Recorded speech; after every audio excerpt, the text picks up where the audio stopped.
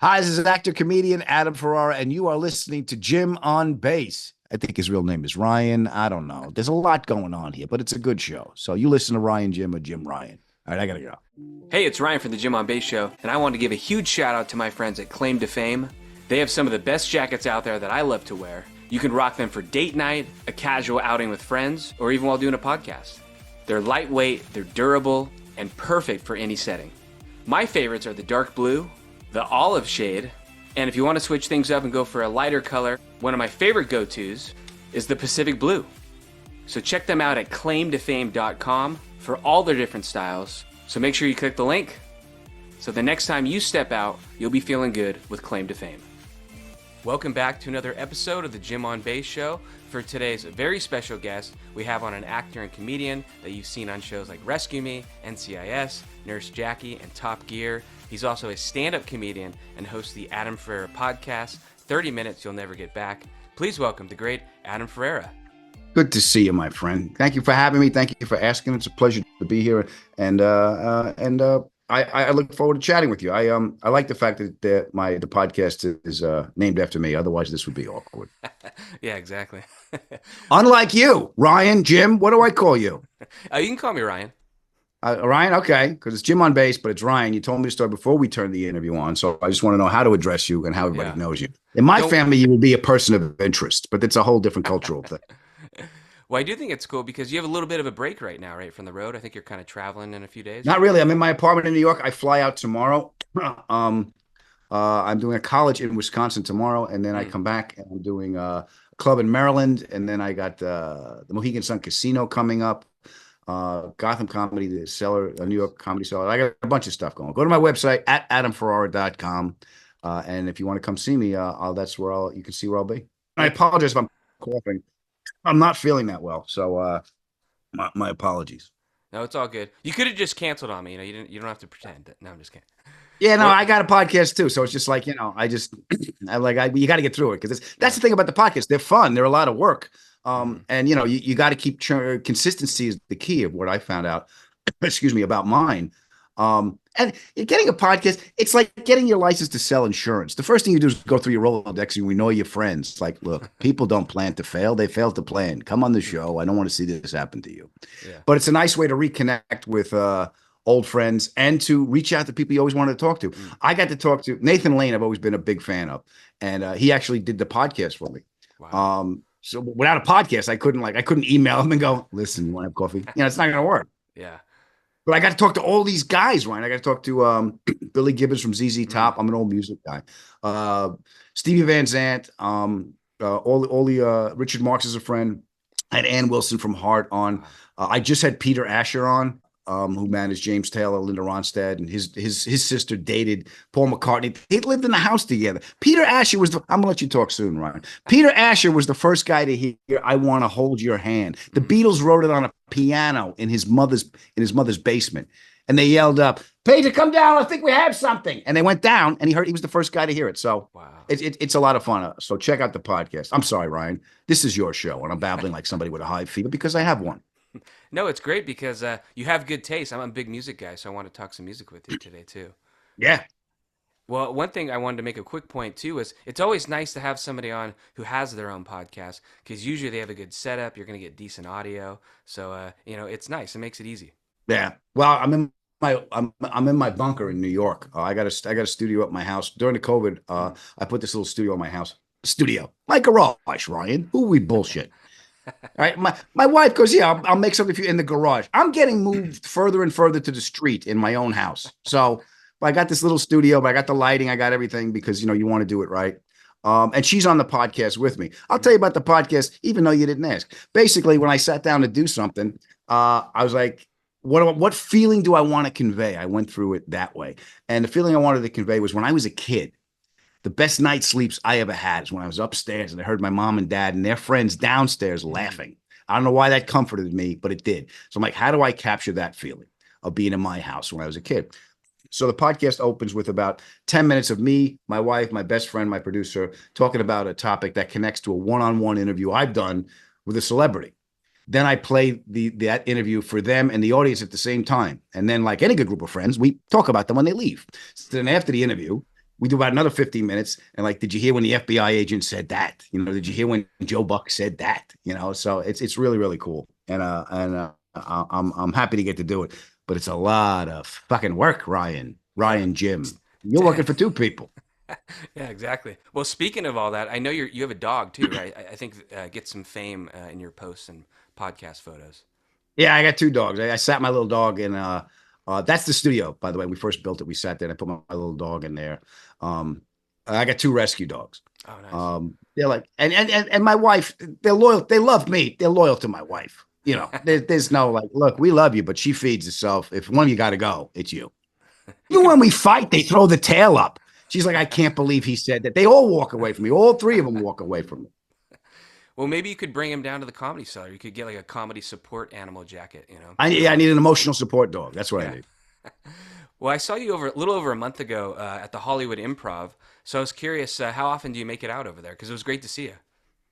Oh, yeah, it was fun. You put in for spots, you get your spots when you can. I'm in New York right now because I'm doing an East Coast run, and I have this little apartment. And I'll be honest with you, Ryan, my wife, she loves me, but I drive her crazy. Apparently, I'm a lot. So I got to travel for work. Yeah, well, I got to travel for work, and she doesn't hate it. So I had these gigs. I'm like, rather than flying back and forth, I just stay at the apartment, and I get more stage time in New York. It's just the nature of the beast. There's more clubs. And you can get more stage time. So in answer to your question, you get up not as much as I would like at the Hollywood Improv, but there's a lot of guys doing it. So when I really need to work on something, which I'm doing now, I come back to New York. But yeah, it's a great club, and I'm always grateful when they give me time. So the main residence is in LA. Yeah, the wife's happier there. I had this little apartment here. My dad was ill. I was shooting a movie in New York, and my dad got ill. And we have the house there, and we have the apartment here. And she goes, "What do you want to do with the house?" I said, "Burn it. I don't. My dad's dying. I don't give a shit." So we stayed here for that whole run, and I was shooting Rescue Me. I was on a TV show shot here. So she lived in this little apartment. I mean, it's little. I mean, it's a loft. It's a little loft. Anne Frank had more room than we do.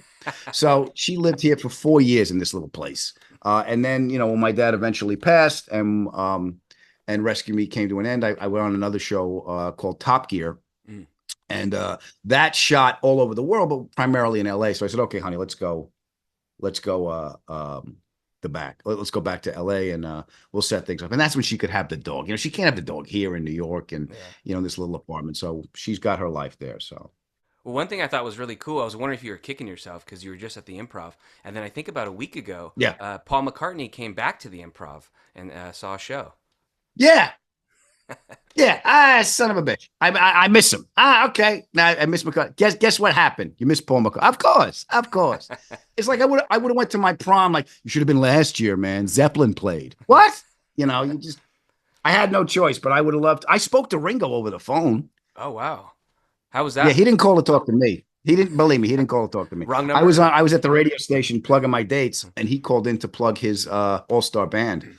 And the disc jockey liked me. He goes, "You want to hang around and talk to Ringo?" I went, "That Ringo? Yes, that Ringo. Yes." So I got to make them laugh. So that was really cool. That's the best part of the podcast for me is I get these people on that I've admired for so long, and I can make them laugh. Mm-hmm. And it's for some weird reason, right? It's like I get to give back to them for all the joy they've given to me. So nice. I don't know if that makes any sense, but it's something I noticed while I was doing. Well, it made me wonder, if you hopped on stage and you're looking out and you see Paul McCartney in the audience, does that excite you, or would you be nervous? Like, how would you kind of handle that, do you think? No idea. I did a show for the Senators at the St. Regis Hotel. And it was when Clinton was going to get a talk show, and they were all there. All the Democratic senators were there, and I got hired to do that gig. And I remember being on stage, and the guy in front of me didn't light up the room. It was an author, so I had to dig out of this hole that this guy said for me. So I went up, and the first couple of jokes went in the toilet, and I said, I'd say this is like working the Senate, but it is. And Clinton was sitting right there. I said, "You want to get a talk show? This is the shit you're going to have to deal with. Open a library, play golf. You don't want this." And that cracked them. So in answer to your question, I'm sure I would be nervous, but it depends on how the show is going, because no matter who's in the audience, the ultimate clarity is the performance for me. That's the thing I love about my job in live performing is you get ultimate clarity, because I have to get out of my own way to do my job correctly. The best stuff doesn't come from me; it comes through me. And my job as a comic is to be prepared to write everything, to value the stage time because it truly is a gift, and then get the hell out of your way and let it happen. You got to build the monkey bars so then you can go up and swing. Gotcha. For me, Ryan, I don't want you trying open mic night. You die. You go that fuck. Yeah. I don't want that to happen. Yeah, I'm gonna be staying far away. I just like to sit there and laugh. So I'm a good audience member. When it comes to music, though, I wanted to ask you, because I ask everyone I have on, who was your first concert? Oh, my first concert was Southside Johnny and the Asbury Jukes at the Westbury Music Fair. Wow, that's a little Bruce Springsteen influence. Well, here's the thing. My mother, they were terrified of the city. Here's the evolution of my family. My great-grandmother had a brownstone in the village, and she sold it. Huts, right? They went out to Long Island, right? So now I grew up on Long Island. So the generation before me got the hell out of the city, and my generation wanted to get back in. But they had all the stories of people get shot, they get killed, blah blah blah. You can't go. The city. So I couldn't go to any concerts in the city. But they would let me go to the Westbury Music Fair, which was a 2,000 seater, which I ended up playing too. Which is I ended up playing it a couple of times on Long Island, which is kind of cool for a kid from Long Island. Anyway, I was allowed to go there. So I would look at the music, and I saw the only song I knew was "We're Having a Party." So we went. I was a kid. We all went, and that was my first concert. I think I still got the playbill somewhere. Wow. I went to not my first concert, but a couple years ago as a bucket list. You mentioning him kind of reminded me. I went to the Stone Pony and saw the Wallflowers. So that was a really cool show. Oh, that's cool. Yeah, went to Asbury. Yeah, he's One Headlight's a really good song. Yeah, yep. Well, who's your favorite bands then? Oh God, well, first of all, my guitar teacher. The edge for me was punk. When I was coming up, that was the edge. That was, but it never really spoke to me because I was playing guitar, and the music. I mean, it was emotional to me, but it never really. I'm like, I'll be honest with you, Ryan. I'm like, I know 3 chords. I'm not that angry, and I'm not shoving a pin in my face. So, I don't want to see an expression. I want to see, don't. It's like jam bands. I don't want to hear rehearsal. Call me when the fucking show is, when the song is done. So I went backwards. Because my guitar teacher at the time was older than me and said, this point of time, pretty much from Dylan's freewheeling. And to be honest with you, Dylan didn't really speak to me, spoke to the generation before me, but didn't really speak to me, but started the album as a form of expression. So when it shifted from singles to albums, that's when that music. So if you're looking at when the Who went from being mods to Tommy, when it went to that port where the album was the primary form of communication. Gotcha. Yeah, which was the last song he wrote. The last song he wrote, because he had and the name escapes me of the review he had. He goes, it's great music, but it's a little po-faced. It's a little heavy-handed. He's not a guru, but he can feel vibrations, and he's trying to explain it. And they were playing. Townsend was playing pinball in Soho. With this young lady that was actually wrote a book. The book is called Arthur with an F, and she was a pinball champion, and she always beat him. So he went home that night and wrote Pinball Wizard to lighten up the spiritual aspects of Tommy, because he took acid at Monterey coming home after him and Jim, after the Who and Jimi Hendrix had a fight. We're going on first. We broke the equipment first, Jimmy. And Jimmy's just like really high, going, just playing at him. So he went up, blew up their stage equipment. Jimmy had to go up and light it on fire because he's like, I got to top this shit. So he took some acid on the way home in the plane. He had an out-of-body experience. And what happened was he was lost. His ego, I guess it was ego death from one of the books I read. And that's when he got into Meher Baba, which was a Persian dude that took a vow of silence. He just pointed at letters the whole time. But that's what spoke to Pete, and that's why he wrote Baba O'Reilly. That's what that song is about. So there was that heavy. They were lost. The Who was like, if we don't sell another fucking single, we're going down. Townsend wrote "I Can See for Miles," and it didn't go to number 1. He's like, well, fuck, I don't know what to do now. So he's like, if we're gonna go down, let's go down with a sword in our hand. So what is he doing? He wrote that big album, that rock opera about marrying the pop single to a spiritual quest, and that's what Tommy was. Wow, that's some good rock. So in answer to your question, that kind of the album rock era is what I like. Well, the Guitar Hero is what I like. Well, we could write our own album. I played the drums, so we could kind of make a band, Okay. Yeah. Okay. I had Lee Sklar on. Lee Sklar's played.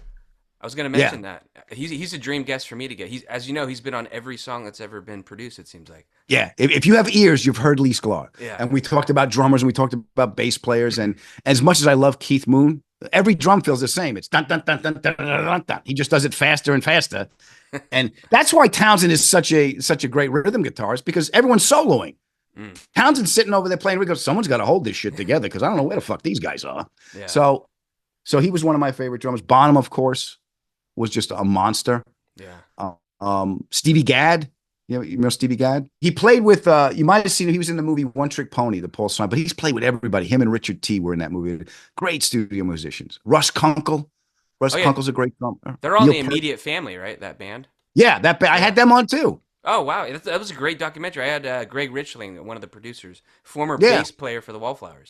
Yeah. Yeah. I had Denny Tedesco on, who did that and did The Wrecking Crew, because his father was Tommy Tedesco, the guitar player. So I had them all on. See, I told you have good taste. Yeah. Well, I got taste that you and I share. Yeah. Well, since you're a New York guy, someone who spent a lot of time there through the years, Lenny Kravitz is my favorite musician. So have you seen him before? Or are you into him at all? Or yeah, Lenny. I've never seen Lenny live. I love the fact that his mother was Roxy Roker, who was the neighbor on the Jeffersons. Yep. Yeah, that was great. You got to see him though; he's amazing live. He's good. Yeah. I've never seen him live. I would go see him. He redid American Woman. Yeah, I know. And he did it well. Yeah. I was just listening. And he redid it well. I mean, some people. All right, let me ask you this. I played this game with the Immediate Family. I'll play it with you, Ryan Jim, however you want to be addressed. Remakes that are better than the original. Ooh, man. I'll let you think while I go first, okay? Because it's only fair. Blinded by the Light, right? That was.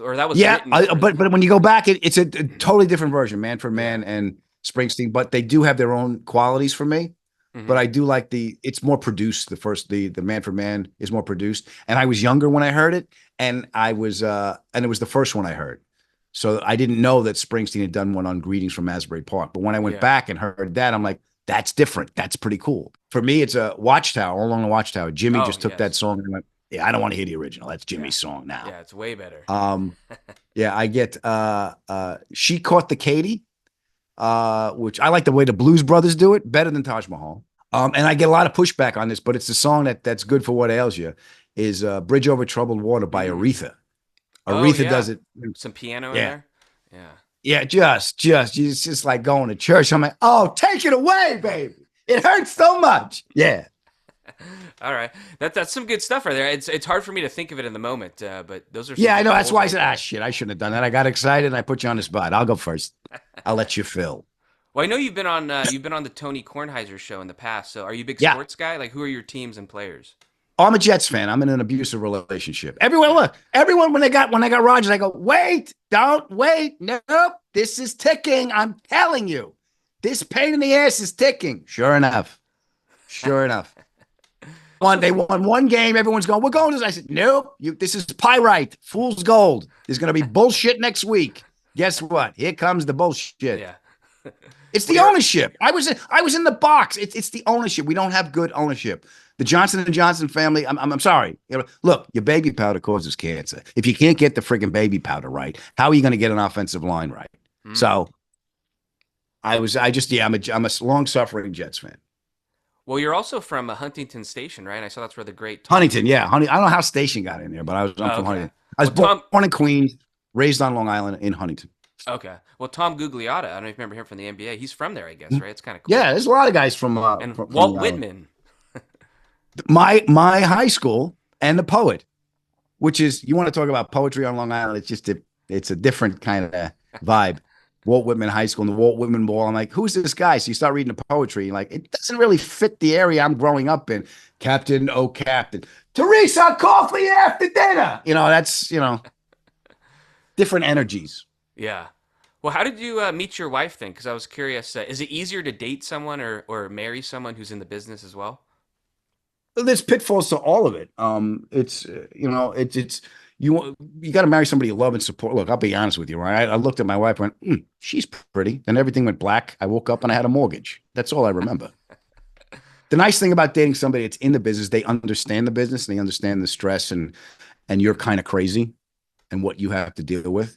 The bad thing is they're in the business and they have the same thing. So fortunately, my wife was a model and an actor, and we met, and she's like, I don't know if I like this acting anymore. I said, you're too good for these people. You stay here. I'll go out and we'll figure it out. So it's the support system. I'm just so fucking lucky to have the support system I have. And even when things are not going well, they're going good enough where I try to keep my mouth shut and just keep going. You know, anyone is trying to do something creatively, you're going to come up against resist. Just keep fucking going. Complain, make the complaint. Allow yourself your feelings. This is just for me. And by the way, Jim, Ryan, what do I know? I don't know. I'm just trying to get through the day without screaming. You know what's happening to me now? This ever happened to you? You ever walk around during the day and all of a sudden, out of nowhere, you're just like, it just comes out of you? I'm getting to that point. Shit. I don't know what that is. So in answer to your question, I don't know what's easier. I just know that's my wife, and whatever comes with my wife is what I'm going to deal with. Keep the wife happy, keep the dogs happy. Life's good. Yeah. It's annoying, but it's good. Well, I am curious. You've done the late night TV circuit as a comedian as well. So I had Tom Dreesen on a while back, and he Sweet, talked open for Sinatra, a legend, Tommy. Yeah, great stories. And he mentioned like his first time on the Tonight Show, being blinded by the spotlight, looking for his mark on the floor. It's a piece of tape. So I'm just wondering, what for you was your first late night experience, and what do you remember about it? What do I remember? What was my first? Oh, I did the Arsenio Hall show. Oh yeah, I want to get him on one day. He's a sweet guy. I flew. I was a kid. They flew me out to LA to do the Arsenio. Was it Arsenio or Tonight Show? No, I think it was Arsenio. Yeah, I think it was Arsenio. And I remember because I did it a couple times, and I remember I don't think it was the first. I think it was the second time I did it. Billy Preston was warming up the audience. And I just watched this man take this room and just elevate it. He's just him and a keyboard, just boom, boom, boom. Nothing from nothing. And I'm like, holy, he doesn't have the afro anymore because he was older and the neck wouldn't hold the weight. But he was still you could just see it come out of him. And I was just stunned by the power that this guy could access. So I think that was the second time. And answer your question, the first time, I don't remember a lot of it. I do agree with Tom about hitting a mark. I haven't hit a mark in 20 years. I haven't hit a mark, and I had to hit him with cars in Top Gear. Not even close. Move the camera. This is where we're coming. But yeah, I remember, you know what I remember doing? I remember my friend was doing the Tonight Show. My best friend in the world, Phil Tagg's a great comic. He was doing the Tonight Show, and he did it before me, so it must have been Arsenio I did. So I went with him to be there for support. And when I went with him, I saw the set, I saw everything. I'm like, and I remember thinking, I can do this. And then when I got the opportunity, I did. So yeah, what I remember about Arsenio was Billy Preston. Don't know if it was the first or second. What I remember about the Tonight Show was seeing the set before I went on. Yeah, and what I remember about Letterman was my parents came in. That was a big deal. Coming back into the city? Oh, Italians don't travel well. Columbus had to go to Spain to get the boats. What do you think? We're not going anywhere. I'm Letterman in the city. I got to go into the city. Thanks, Pop. I love you too. So they all came in. They made the pilgrimage. They came in, and my friend Eddie Brill does the warm up on the show. So he got them in early, and I walked on the stage, and Jim Ryan, I'm on the stage that the Beatles were on. This is the Ed Sullivan Theater, and I'm standing, and the moment was not lost on me. It's a shiny floor. Wow, this is amazing.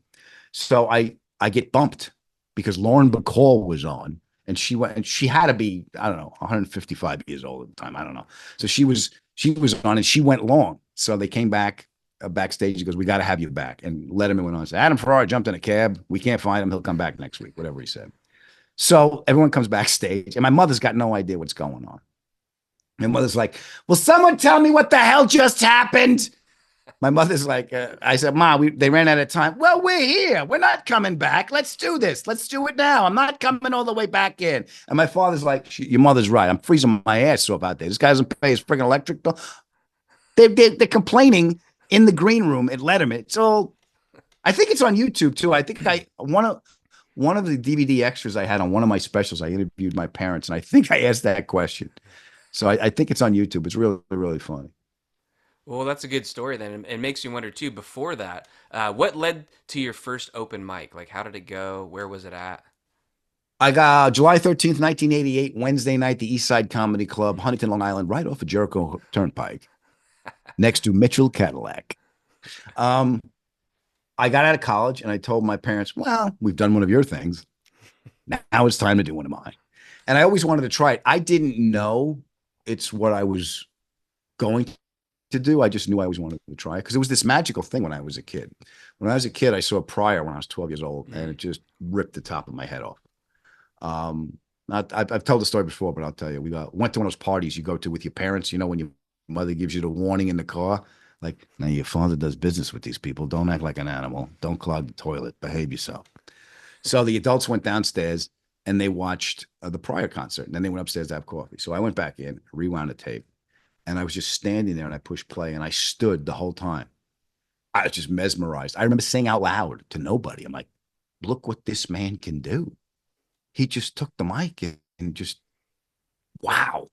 He did the black guy walking through the woods, then the white guy walking through the woods, and it was just amazing. And I didn't realize this is what I was going to do, but I realized this was important. I didn't know why, but I knew that this was important. And then when I got out of college, I went down to an open mic. I signed up, and I made the mistake of telling my mother. My mother was the original Twitter. She told the entire neighborhood. So this little club sold out on a Wednesday night. They all came down. So if I sucked, I wouldn't be able to show my face anymore because my entire neighborhood was there. So I had prepared material, but then my cousin said something. So for 5 minutes, I was doing crowd work before I knew what it was, and it killed because I knew them all, and I got a great ovation. But I got bit. I got boom. This is what I want to do. This is a familiar feeling to me. This feels like home. It was a feeling of, when you hit a golf ball right, Yeah, you get the pang. Yeah. I hit a 7-iron right, just right in a sweet spot. It's great. Yeah. Well, how did it go then? Because So, I feel like a lot of people say how they bomb, and there's one or two laughs that made him think, "Oh, I'm going to come back." mhm. Sounds like you did good right off the bat. So was the I second did, show yeah. a little more rough, or was it always kind of The a steady second show flow? there was a guy in the audience who turned out to be my first agent. Tom Ingenia was his name. And he called me up the next day. He's like, hi, Adam, it's Tom. We met last night at East Side Comedy Club. He goes, are you open Thursday? And I'm like, yeah, you want to go bowling? I had no idea what the hell. He was like, he goes, I need someone just to do a couple of minutes in front of Jackie Martling. I said, okay. It's this bar in East Norwich, somewhere in Long Island. I said, okay. And he goes, I'll give you $40, whatever it was. Okay. So I went. He goes, just do your time. I said, okay. I have time? I don't know what the hell I'm doing. So I went, I did it, and I came home with the $40. So my mother took the $40 and goes, give me that. We're going to press it in a book. I still don't have the money. I don't know where the hell it is. But I got and I learned my lessons on the road. And the reason I worked so much as a comic was I had a car. I had a car and a work ethic, because I worked for my dad in the construction business. So I knew you be on time, you keep your mouth shut, you just don't draw, just shut up and listen. My father told me when I was a kid, he goes, when you listen, you learn. When you talk, you teach, and you got nothing to say. Okay. That's pretty good. I So, like that. yeah. So the deal was I met this little booker named John Schuler, who used to book bars in Connecticut, and I had a car. So at the time, the opening act would drive into Manhattan and pick up. There was an Improv on 44th. You pick up the headlines at the Improv. You drive to these one-nighters, and then you drive them back and drop them off at the Improv again. So I was always there. I was always on time. I had water in the car. I was Uber before Uber. The car was clean. And I would pick up the comics, and I would drive, and I knew to stick to my time. I knew my job was to set up the room, not wreck the room, so I wasn't dirty, and I didn't go over. And then when I came home, I was supposed to drop him at the Improv, and that was it. But I tell him, I said, look, you're going to get out of my car to get into a cab, which is another car to go home. I'll take you home. Where do you live? So that's what I would do. And they started requesting me, especially the female comics, because they felt safe. I don't know why anything went bad. I'm running quicker than them, but that's how I started working. Where's your home club then? What do you consider your home spot? Or is it the Well, Improv, I I'm guess? from Long Island, so Governor's on Long Island, and now it was East Side. East Side's not there anymore, so Governor's on Long Island be my home club. The clubs in LA is there's a great little club in the Valley called Flappers, which is a great. They're really kind to me. Comedy and Magic Club in Hermosa is world famous, and that's one of my favorites. The Improv as well. So I'm grateful to go doing this as long as I have, you see old friends again. I'm going back to the Chicago Improv. My friend Tony and Stephanie and Luke. I love all those guys. So it's a lot of fun. And the nice thing is if I just get there and I'm not feeling well, they'll make me soup. I'll get some soup. Awesome. Well, I am curious with the technology of the cell phone now, and most people have iPhones. Do you kind of keep Hmm. track of your material like on Yeah. the Notepad app on your phone, or how do you do it? Like when I you get still, it's ideas? still, here, I'll show you. This is the rantings of a lunatic. So you're old school. Oh yeah, this is all, look at this stuff. Oh I got wow, all, there it is. yeah, So that's yeah, on you pretty much everywhere then? yeah. I still have a notebook, and I have this size notebook. It's got a hard back, and I can hold it and do it on a train or a plane. It's not a big, you have to work within the conditions you're given, and traveling so much, you figure out what works and what's comfortable. This is more art for me. This is Hmm, more work for me, that makes sense. because I'm from that generation. So Yeah. Well, one thing I want to talk about was one of my favorite shows, Rescue Me, and you yeah, played Chief Needles Nelson on there. yeah. So I was Don't just tell me how wondering. it ends. Yeah. Well, did you do like any ride-alongs or station visits, I imagine, to Yeah, kind of get to know yeah. the F? Terry Quinn, who Dennis based his character on, firefighters, and I did ride-alongs with a bunch of houses here Mm, in the city, and I still do anything I can do for the firefighters because I couldn't have done my job if they didn't let me in and show me what the job entails, and just to absorb what their lives are, and then to be able to reflect it back in a respectful manner, and portray these people uh, as they really are. And I could not have done it if they didn't help me. So, and then just getting to know the brotherhood, and when that bell goes off, all bullshit goes away. Um, it's an impressive vocation, and impressive people that do it. The men and women that do the firefighters, tremendous respect for them. So yeah. So in answer to your question, I did ride-alongs, and it still sticks with me. mm. Well, did you get to put out any like fires or anything? Did they let you go in the burn trailer or anything No, like that? are you kidding? What are you kidding me? They didn't even give me a serrated knife to cut the meat. They're like, this kid doesn't look like he's got it. No, I actually, what I do get to do every year is, excuse me, Dennis has a charity at the Rock, Mm, which is a training facility here in New York. And I go every year, and I rappel down the building, and you nice. cut open a car, you go through you go down to a subway, you save somebody. So you do all the active stuff the firefighters do. They put me in a bucket. I'm not doing that again. Then I go to FDIC, which is the training, the National Giant Convention in Indianapolis. They take over the Indianapolis Colts Stadium. And it's just a giant trade show, and you see all the firefighters there. And what I was pleased about last time when I was there is they put me in hovercraft. That was Wow. cool. I got to put out a car fire. But what I was really pleased about is the focus on mental health. Mm, There and here in Brooklyn, there's a Nancy Carbone runs Friends of a Firefighter in Brooklyn, which is an old firehouse that is built where you mm. can go and get support for any mental health issues you have, and just to see the work that she does to help the firefighters. And Next Rung is another organization that helps firefighters with mental health. So Wow. it's nice to see everyone taking care of each other. Anything I can do to help, I'll do. Yeah, it's great because Excuse me. I was going to ask if you kept in touch with Dennis Leary because I know he has that benefit each year for the firefighters. So that's Yeah, pretty cool. yeah, Yeah. yeah. It's always nice to catch up.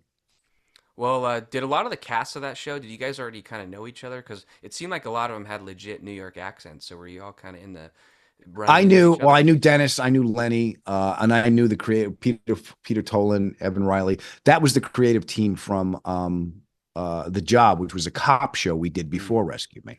gotcha. Um, and I knew Diane Farr, who was on the show, and then you meet the other guys. I knew Lombardi, because Lombardi and I did this thing called Contest Searchlight on Comedy Central with Dennis. It was this big show we did together. So I knew a lot of the guys, and but knowing Dennis and knowing that the scene doesn't work, let's fix it, and we just start fucking around, and it would happen. Hmm. And I knew a lot of the directors as well. So yeah, it was a familiar house I went into. Yeah, Excuse me. how did that go with like some of the scenarios or story writing? Did they kind of ask firefighters, "Hey, what do you think about this?" Or do you have any good I stories about? wasn't there for that, so I wouldn't know the story. I will tell you on the cop show we did The Job. A lot of it was there's an episode called Telescope we wrote because we were at Dennis's hotel, and there was a brass telescope, And Lenny and I were looking out the window, and that we ended up writing that. Dennis ended up writing that. We were just babbling. So that was nice to see that that episode came out of us just hanging out one night, having dinner in a room, going, "What are we gonna do?" Oh, Dennis going, "What are we gonna do?" All right. Well, you talk about the job, and you've been in Nurse Jackie. You've played NYPD detective, and Yeah. now you've been in Rescue Me. So I guess you have the first responder look down pretty good. I don't know what it is. I get cops, I get firemen. I used to get gangsters kids. Now I get gangsters. But I'm grateful for work. I have a great character I like. My friend Scott Williams, who's one of the EPs on NCIS, wrote this character called Sloppy Joe Sanity, which was a bookie that runs a food truck. And I've done a couple episodes for him, and that's fun to play that character. And Scott, he's just a great writer, and he just gives me great stuff to play with and great words to play with. And that cast is so good because they've been doing it for so long and they know each other. It's just so good. So that's a pleasure. That was a role I liked. I also played I played a campaign manager in a movie with Ryan Reynolds, and that was fun. To play something that was